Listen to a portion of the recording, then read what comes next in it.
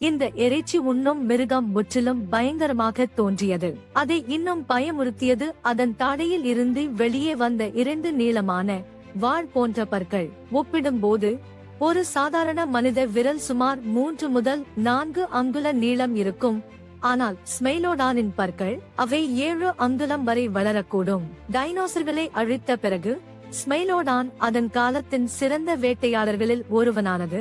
அந்த வாள் போன்ற பற்களால் தனது வேட்டையை வெட்டியது. அதனால்தான் அதை சேபர்டூத் புலி என்றும் அழைக்கப்படுகிறது. அறிக்கைகளின்படி ஸ்மைலோடான் சுமார் 10,000 ஆண்டுகளுக்கு முன்பு அழிந்துவிட்டது. பனிக்காலம் காலநிலை மாற்றத்தால் முடிவுற்றது. சூழ்நிலை மாறிய போது மனிதர்கள் அவற்றை வேட்டையாடத் தொடங்கினர்.